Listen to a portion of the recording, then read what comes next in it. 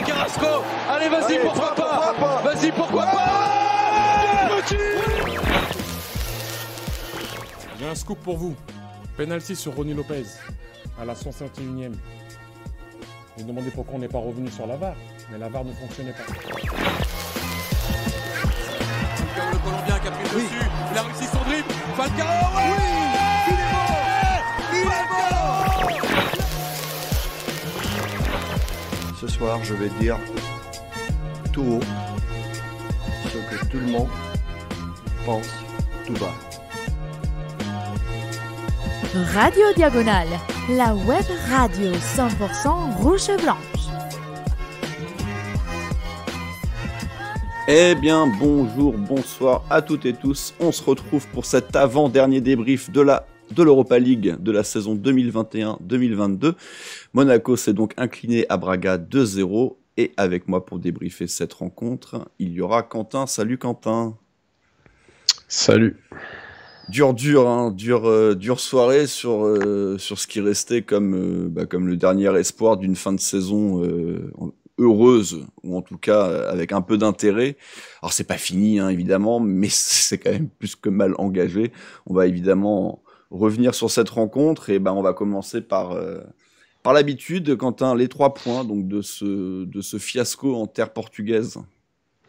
Ouais, juste avant pour dire, c'est vrai que on est un peu déçus à chaque fois, mais bon, maintenant on commence à s'y habituer, j'ai envie de dire presque. Ça devient monnaie courante. Et en plus, on peut se consoler sur le fait que le PSG a déjà terminé sa saison avant nous. Ouais, mais on a encore un petit espoir.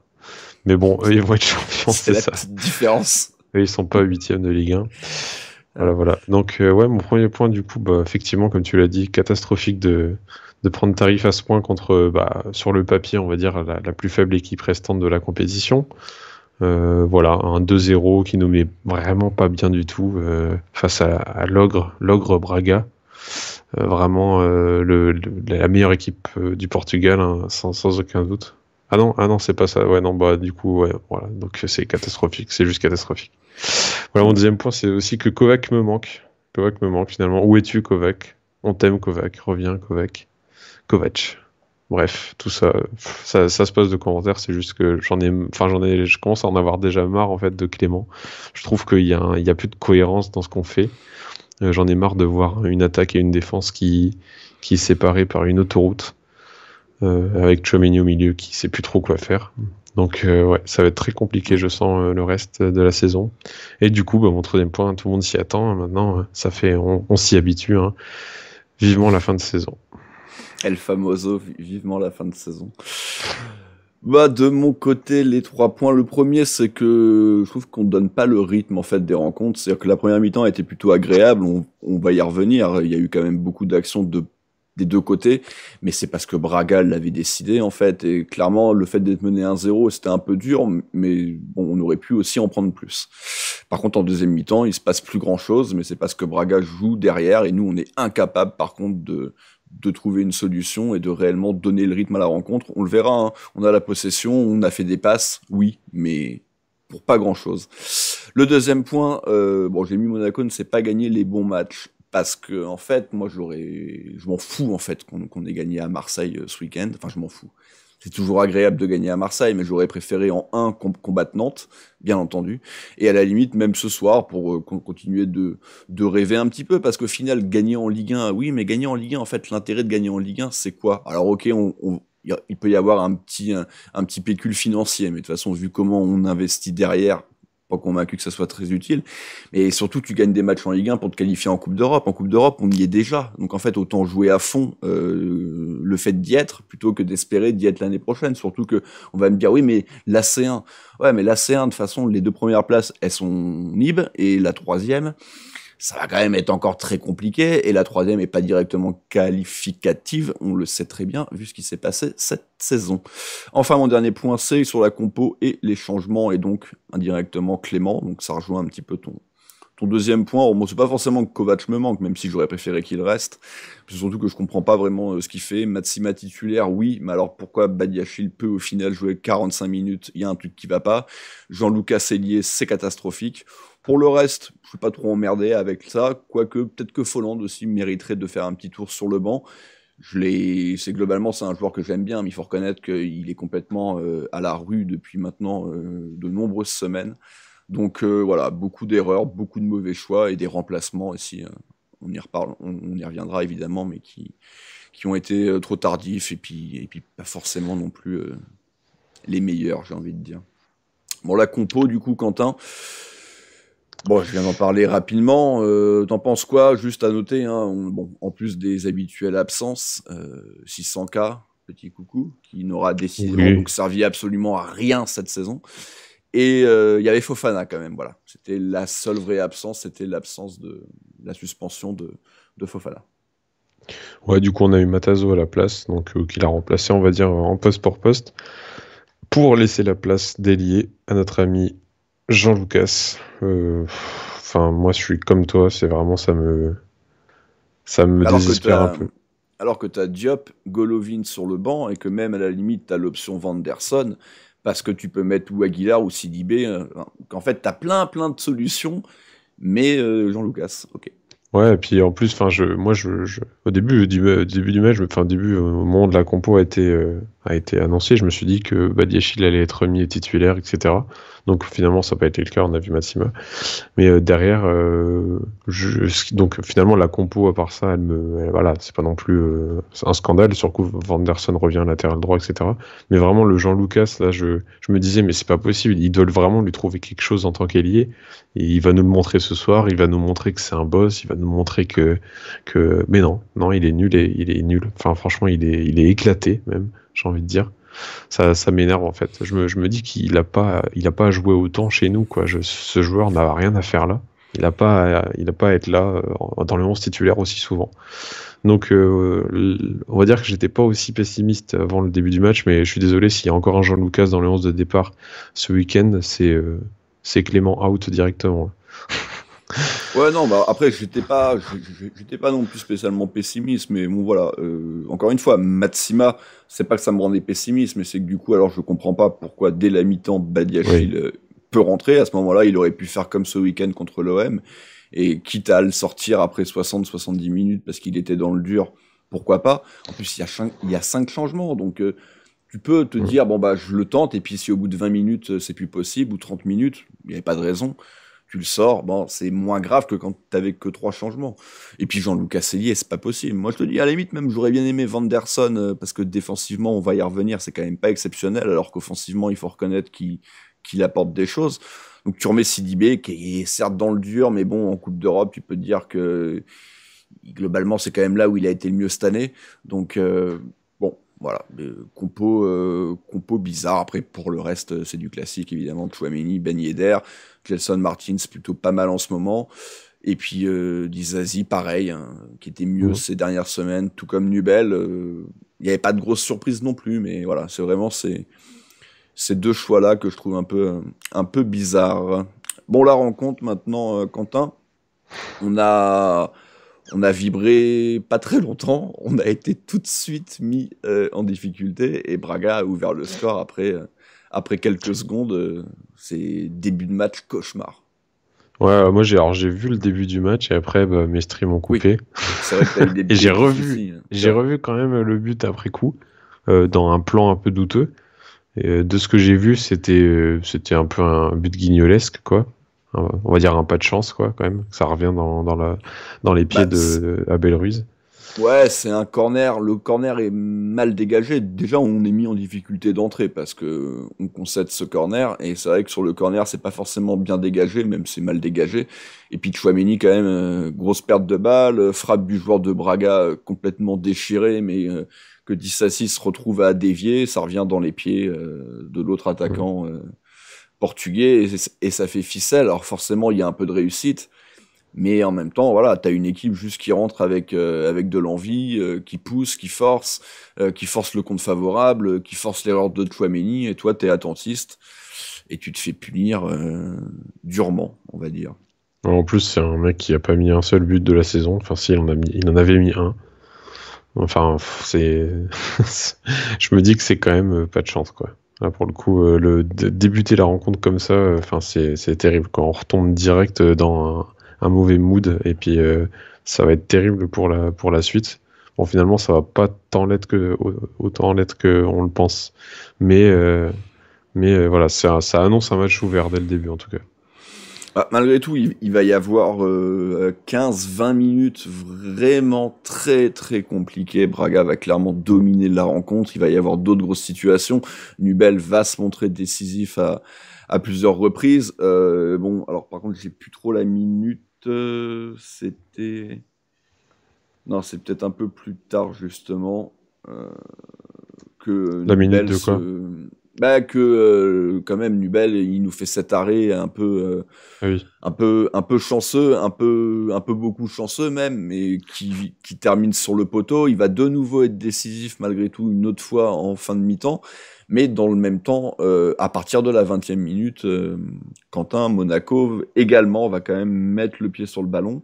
Braga va plutôt procéder par contre, et on va se procurer pas mal d'occasions, et surtout il va y avoir cette première fausse joie avec ce but justement refusé à Gelson.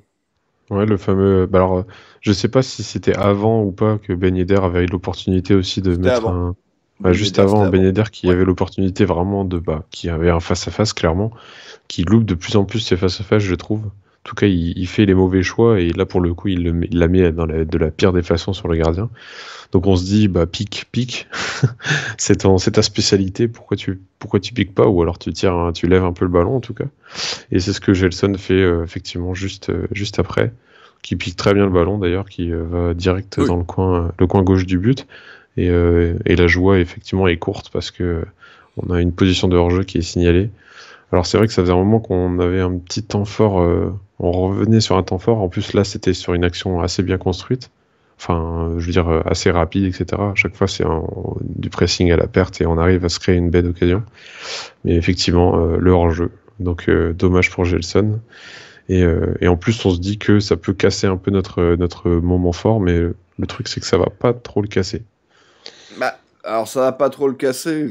Malheureusement, j'ai envie de te dire oui et non, parce que en fait, c'est vrai qu'on sortait d'une assez grosse période, parce que donc pour en revenir un petit peu au déroulé, c'est à la 29e donc qu'il y a cette action-là et cette fausse joie. Ben Yedder, c'était 4 minutes avant, et également 2 minutes avant, il y avait eu ce bon coup franc tiré par Vanderson avec un arrêt un peu réflexe du gardien adverse. Donc c'est vrai que là, on était quand même sur une période où on poussait fort. Ça faisait du coup 3 grosses situations, dont une qui était allée au fond, mais malheureusement hors jeu. Et la boulettasse de Nubel qui a failli coûter très cher, elle est 2 minutes après. Donc on a failli quand même prendre un double coup de clim, à savoir une égalisation. Ah bah oui, c'est vrai qu'ils se prend plein de tirs de loin à partir de ce moment-là, en fait. Dès qu'il y a une espèce de transition de Braga, effectivement, ils vont tirer très rapidement. Et lui, il prend sa chance et vraiment, il a eu raison parce que là, ça a failli tromper Nubel, ouais.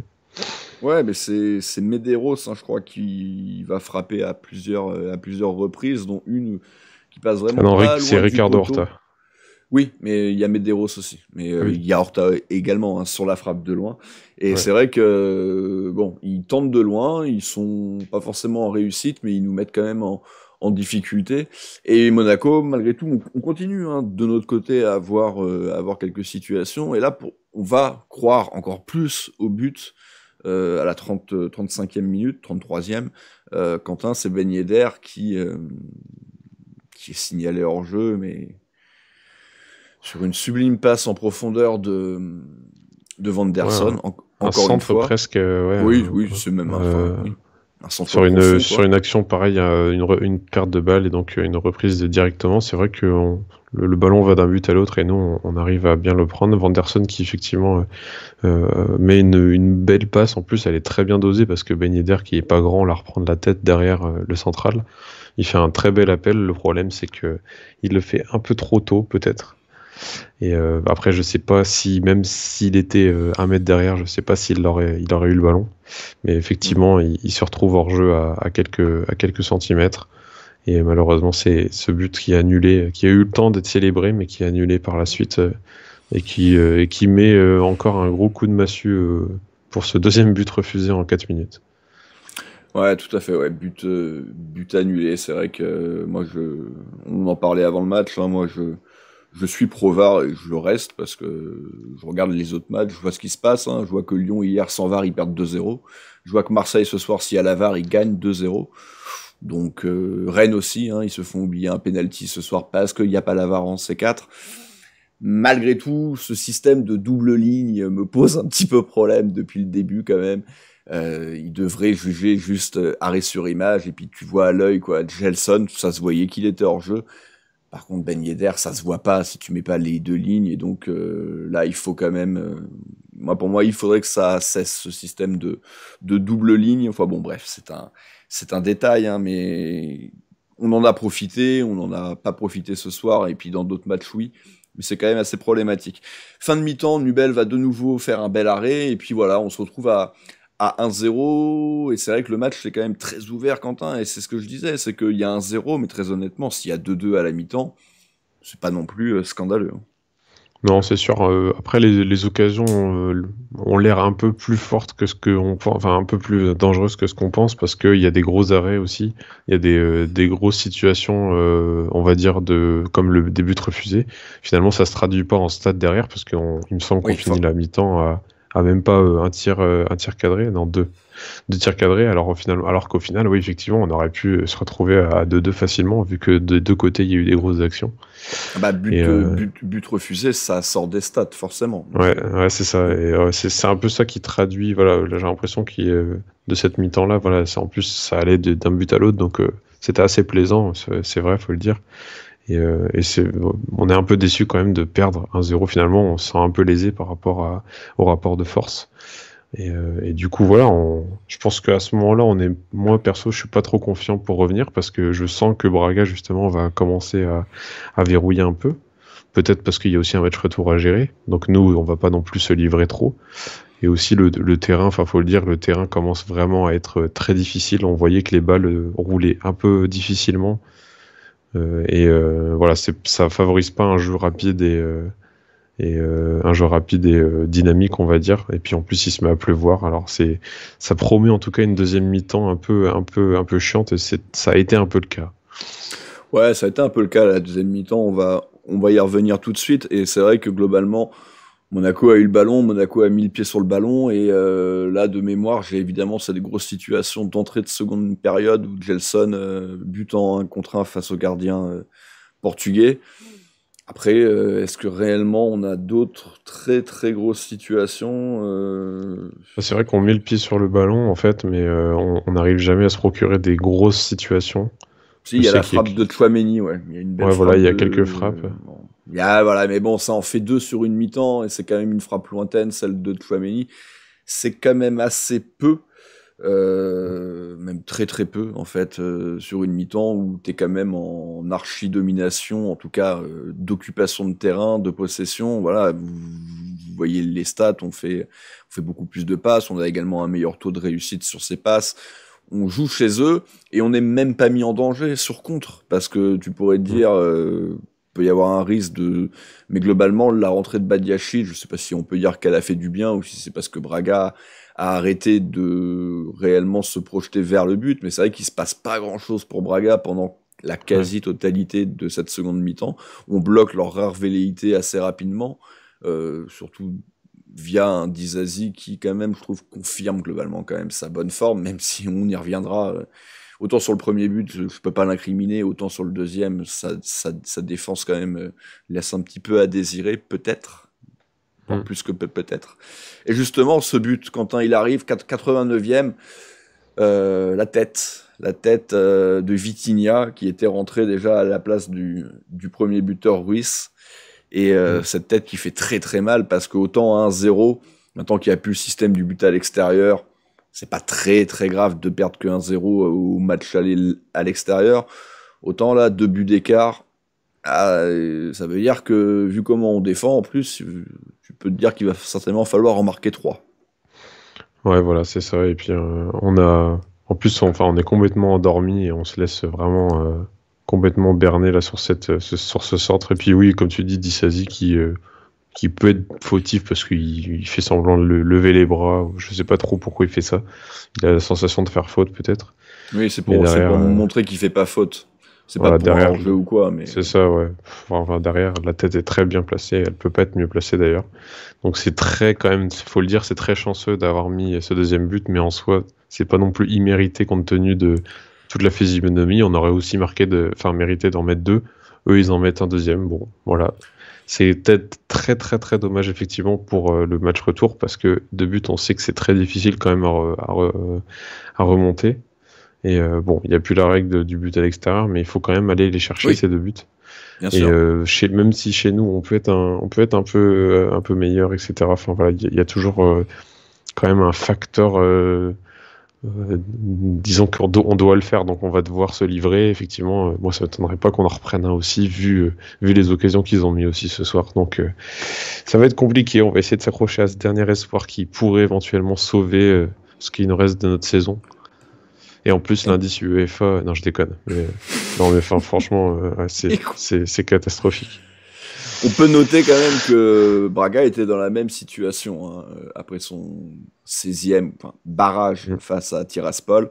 Ils avaient perdu 2-0 là-bas et c'était finalement imposé au bout des pénaltys. Donc, bon, je sais pas si c'est forcément ce qu'on doit souhaiter, hein, vu comment la dernière séance s'est passée.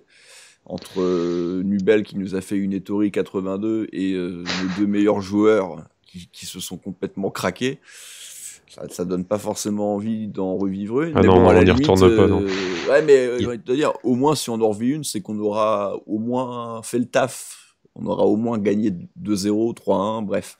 Donc, mais bon, ça sera évidemment Moi, ça me rappelle surtout le match face au Shakhtar, parce que je me dis que bon, on perdait 1-0 seulement à ce moment-là, mais on était venu en mettre un minimum 2 ou 3, pareil.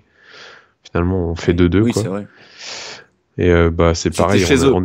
En plus, c'était chez eux. Par contre, c'était chez eux, mais on commence très fort et on revient très vite et on se met à l'abri. Enfin, on se met à l'abri. On gagne 2-0 assez rapidement. Donc voilà, là, on se disait qu'on avait fait le boulot. Par contre, attention après derrière à la psychologiquement, etc. Enfin voilà, faudra voir. Faudra bien gérer ça en tout cas. Pour le coup, la nouvelle règle du non-but à l'extérieur nous avait fait mal parce qu'on aurait été qualifié à 2-1.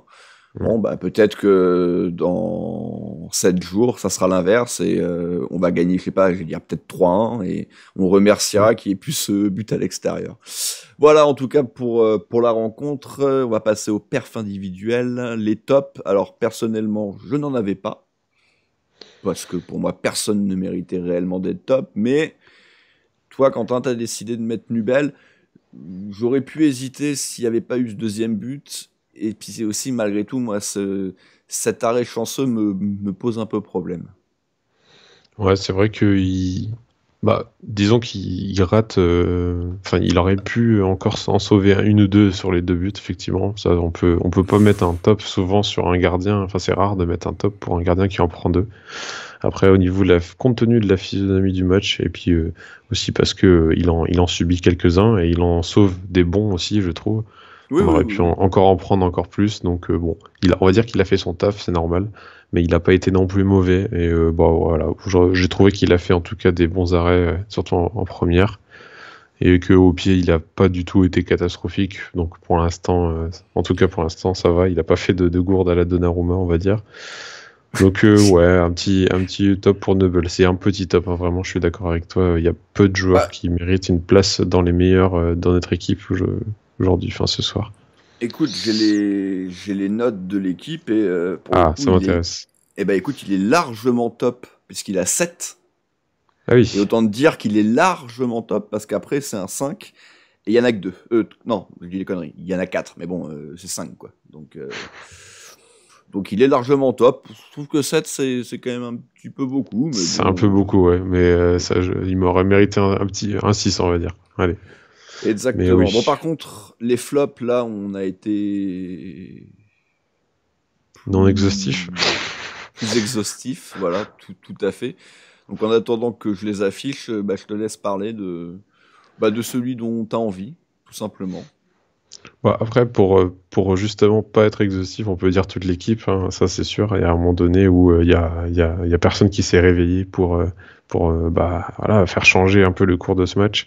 Moi personnellement, parmi les responsables aussi de ce premier but subi et des autres qu'on aurait pu subir si Nubel n'avait pas été là, c'est pour le coup Kristin Matsima, je pense qu'il...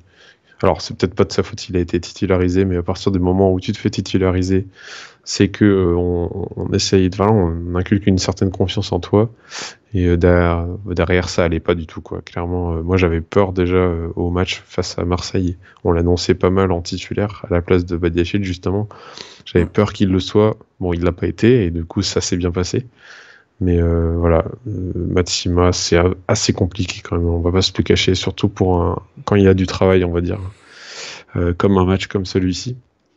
Parce qu'ils sont très exposés derrière, ils ont juste Tchouaméni devant eux, mais il y a très peu de milieu, on va dire, il y a très peu de densité au milieu, et donc du coup derrière ça expose beaucoup Disasi et Matsima. Disasi s'en sort à peu près bien, mais Matsima pas du tout.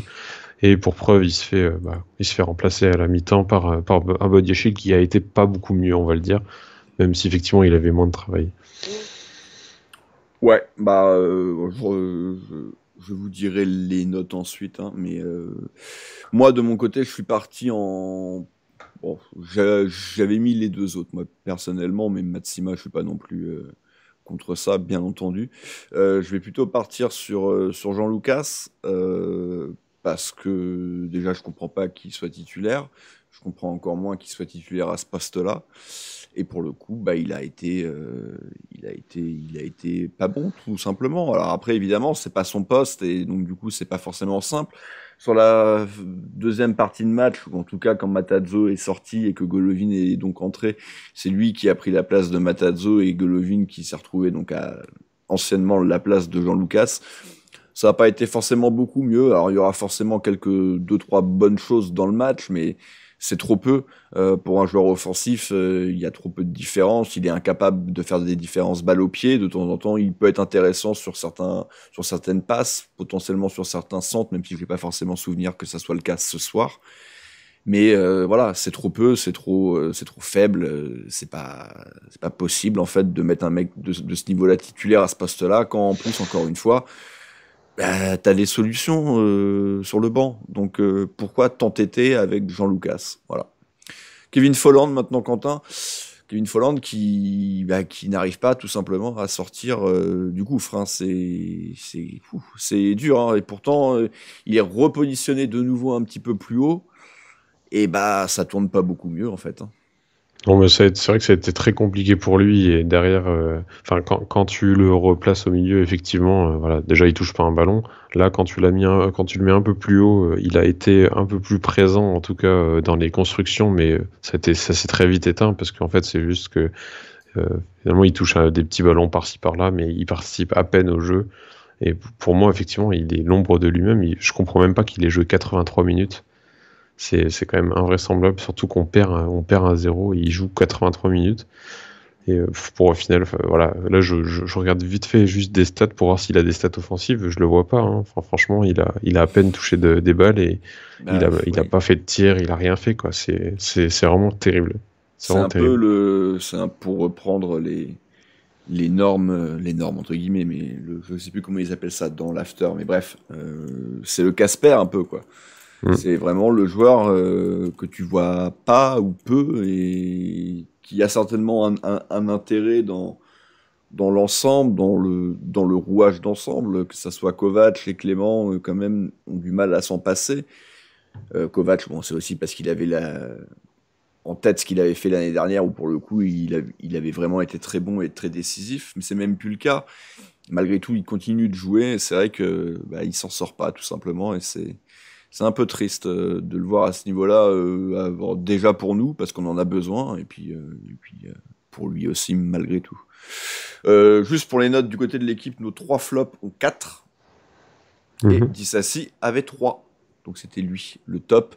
Je peux comprendre parce que c'était le gros flop, parce que c'est vrai qu'il est un peu plus fautif sur le dernier but, et du coup forcément ça se voit.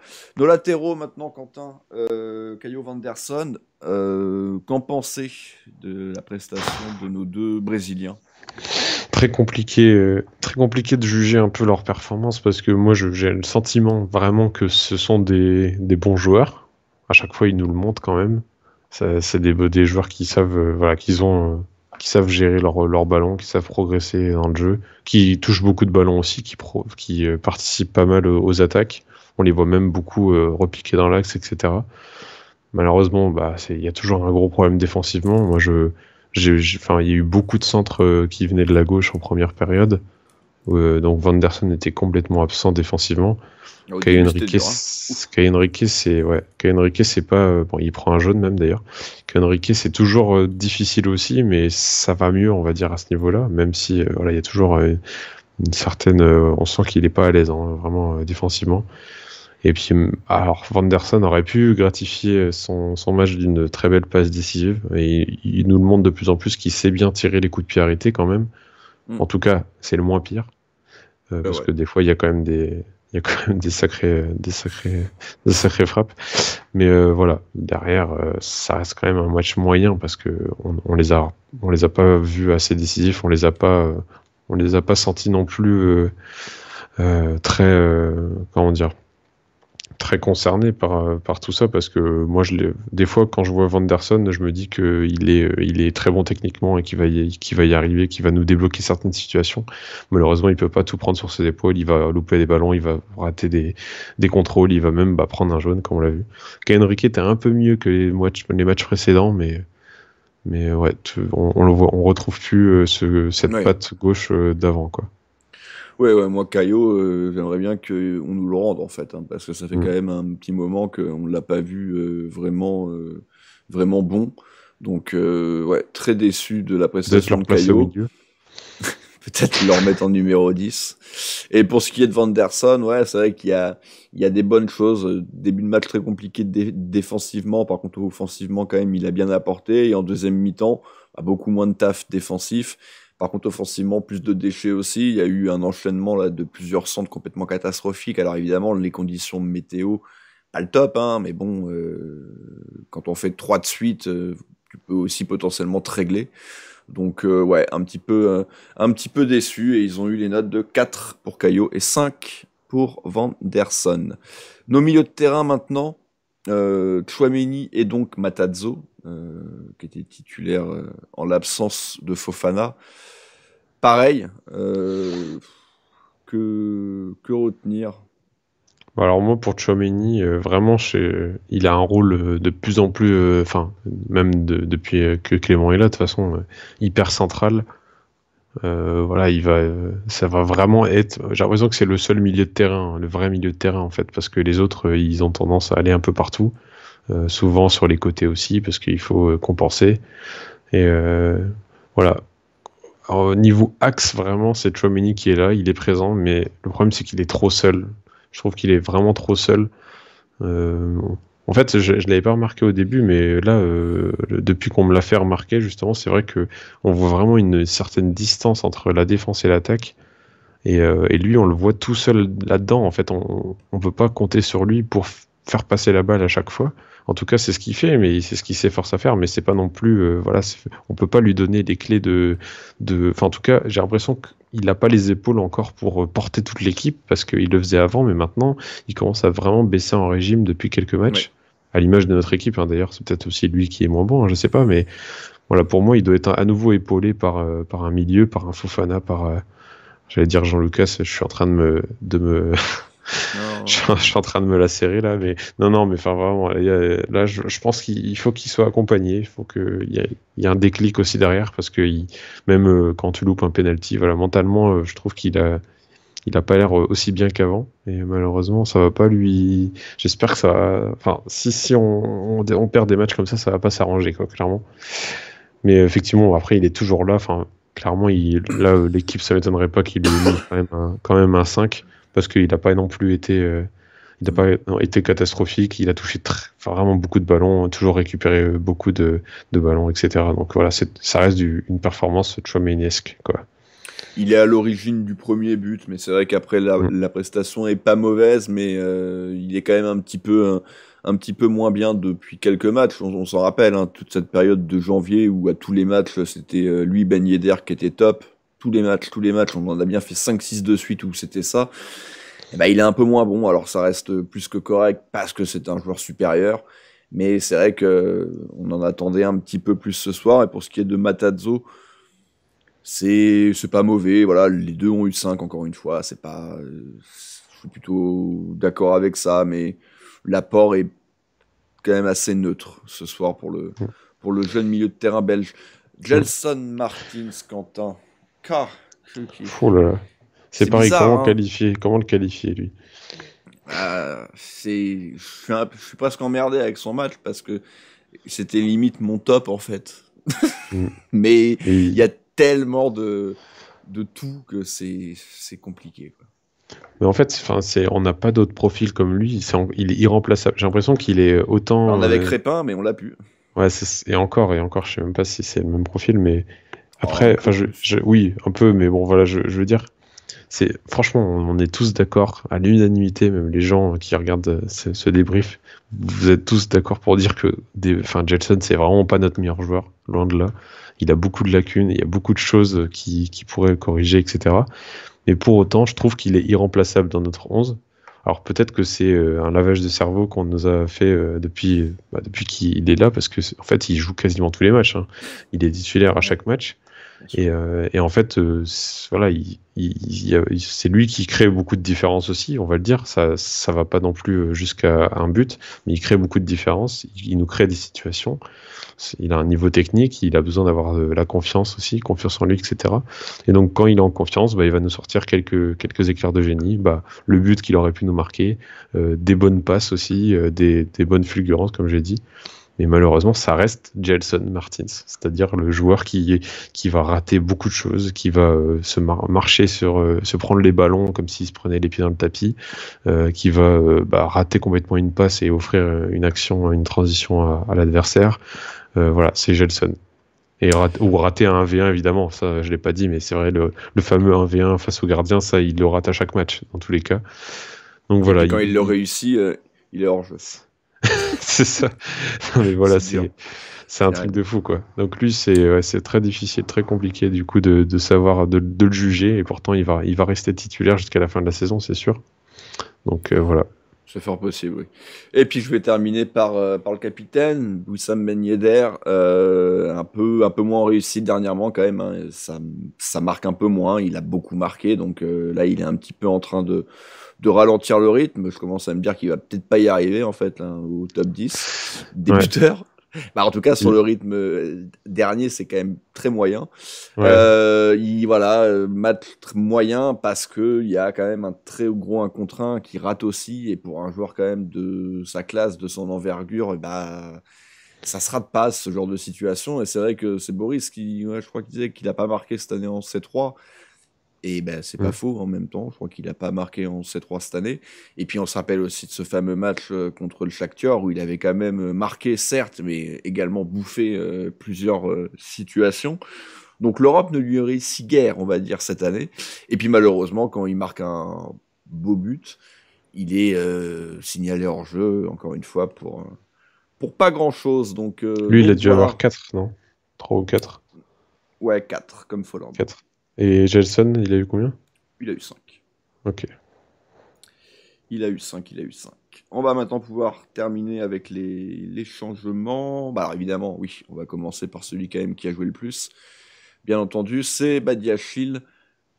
Quentin, est-ce que toi t'avais mis Matsima dans tes flops? Donc du coup, est-ce que tu as été satisfait de l'entrée de l'habituel titulaire? En tout cas, bon, ils sont 3. L'habituel depuis. Ouais, ça fait c'est compliqué. C'est compliqué de savoir vraiment lesquels. Moi, c'est ce que je dis depuis le début de saison, hein. Entre les 3, moi, je suis désolé, hein, il n'y a pas de titulaire. C'est 2 des 3, puis après, tu te démerdes. Bon, il y a Disasi qui commence à prendre une bonne place dans axe droit. Parce que Badiachil n'était pas là. Parce que Badiachil n'était pas là. Et que Maripane là était pas. Donc, en fait, tu sais pas. Quand les 3 sont là, tu sais pas, en fait. Mais ouais, après, c'est vrai que Maripane était porté disparu, du coup, pour cette confrontation. Et donc, Badiachil, pour moi, aurait dû être titulaire. Alors, pourquoi? Parce que déjà, on aurait peut-être été dans un contexte un peu plus favorable pour lui, sachant que je pense qu'il aurait mieux géré, en tout cas, les transitions, qui seraient peut-être moins trouées, qu'il aurait été plus en confiance parce qu'on est au début du match. Et je sens qu'il a, quand il est rentré, au début ça allait. Il n'a pas eu beaucoup de travail aussi, mais comme je l'ai dit tout à l'heure, il a un peu sombré en fait avec la fin parce qu'il s'est même énervé avec certains joueurs. Il perdait un peu le fil.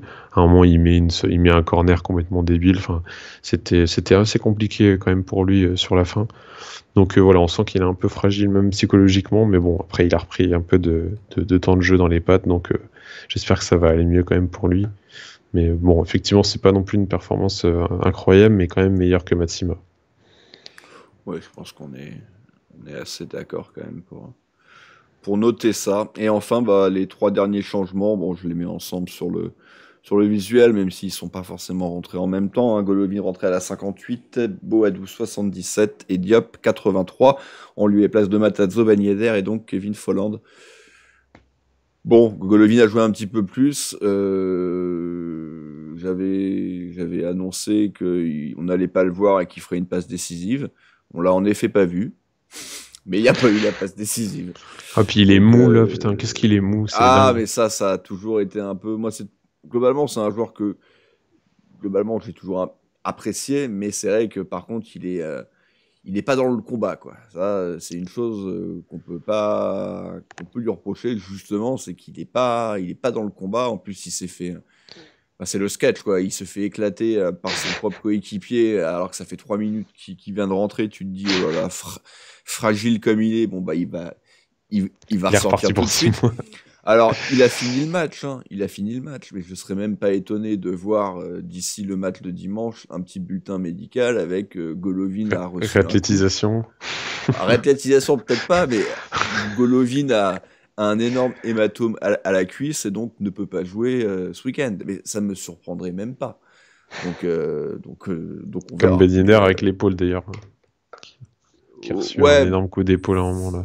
Enfin, sur l'épaule plutôt. Oui, un petit coup franc peut-être oublié. Bon, ça aurait évidemment pas changé grand-chose, hein, mais il y avait faute. Voilà, c'est juste pour dire qu'il y avait faute. Boadou qui est rentré 77e, qui nous a pas gratifié d'un raté, puisqu'il n'a tout simplement eu pas de situation. Ouais, il a touché 3 ballons. Ah, voilà. En il a pesé sur les défenses, minutes. On peut dire. C'est pas beaucoup quand même, hein. En quasiment 20 minutes, parce qu'il y a eu 6 minutes de temps additionnel, il rentre à la 77. 3 ballons, c'est volandesque. C'est incroyable quand même, ouais, non, mais bon, voilà, après c'était compliqué forcément. Ouais. Et puis enfin, Sofiane Diop rentré à la 83e, celui je pense que tout le monde aurait aimé voir titulaire à la place de Jean Lucas. Il le sera la semaine prochaine, j'espère. Ouais. On l'espère tous, à la place de Jean Lucas, on l'espère tous aussi.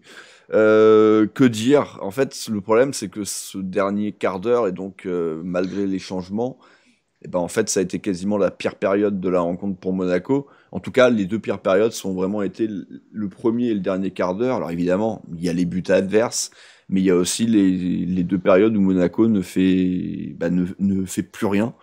Et du coup, les changements n'ont pas non plus apporté ce qu'on pouvait entendre. Non, mais c'est vrai, franchement, c'est incroyable. Là, les changements de Clément, ils sont vraiment cata, quoi. Moi, j'en vois pas un qui a bien marché cette saison. Il y en a peut-être un ou deux, quoi, vraiment. Il y a un Vanderson qui rentre et qui marque, peut-être. Ouais, il y a Boadou la semaine dernière contre Nantes. Boadou, oui, non, c'est vrai. Ok, il y a Boadou, bon. Non, mais non, mais je sais pas. Il y a un truc qui va pas. Je trouve qu'il est fait beaucoup trop longtemps, tardivement. Voilà, c'est ça le mot que je cherche. C'est la fatigue. C'est la fatigue, là. Il est minuit 20, là. Voilà. Ouais, et puis, j'en ai marre de débriefer des défaites. Hein. Au bout d'un moment, va falloir y aller, quoi. Hein. Débrief pas dimanche, alors. Hein. Parce que ça pue. Strasbourg, globalement, j'ai pas des bons souvenirs dernièrement de Strasbourg. Je me rappelle plutôt de Ajorc qui nous met misère sur misère. Donc, sachant qu'en plus, pour le coup, moi, je donne encore la priorité au match de la semaine prochaine. Donc, non, puis c'est des concurrents directs au classement. Donc, ça va être. Ça va être. Il va avoir un enjeu. C'est un certain enjeu. Voilà, en tout cas, qui conclut donc cet avant-dernier débrief d'Europa League. En tout cas, ça semble malheureusement bien parti pour. Non, mais j'avais entamé l'émission sur ça, donc c'est pour que la boucle soit bouclée. Malgré tout, les prochains rendez-vous, c'est forcément ce dimanche. Monaco reçoit Strasbourg à 15h, si je ne dis pas de bêtises. Lundi, vous aurez le mur des légendes qu'on a enregistré, consacré à Mustapha Zitouni.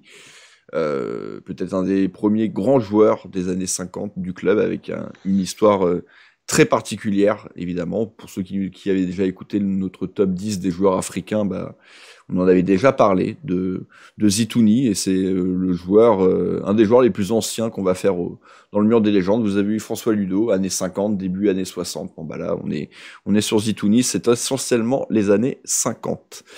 Et enfin, la émission d'après, ça sera ce match retour. Quentin, est-ce qu'on peut continuer d'y croire malgré tout? Parce qu'on a vu ce soir qu'il y avait la place pour marquer des buts à cette équipe de Braga.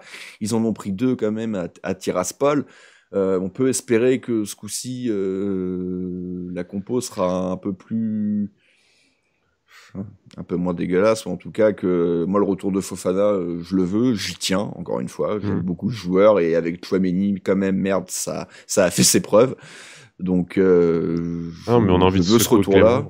On veut secouer Clément. On veut des vrais joueurs. On veut 2 attaquants. On veut un volant de titulaire, mais qui n'est pas fantomatique. On veut des joueurs aussi qui sont impliqués, qui ont envie d'y aller, qui veulent mettre le feu un peu à ce Louis II à 18h45. À la limite, Folland pas titulaire, je m'en fous, mais pas pour me foutre Jean-Lucas. Tu me mets Egolovin et Boidou. Diop, voilà. Oh, le Boidou time, peut-être. Boidou à la limite, parce qu'il faut quand même reconnaître que Folland, il est pas bon, donc autant essayer autre chose. Mais par contre, tu me vires Jean-Lucas et vite, quoi. Ou tu mets Vanderson ailier, et Diop derrière Ben Yedder, enfin j'en sais rien, mais en tout cas, stop, arrête. Invente-nous quelque chose. La patte Clément, là. Ouais. Il va nous refoutre caillot numéro 10, alors t'es pas prêt.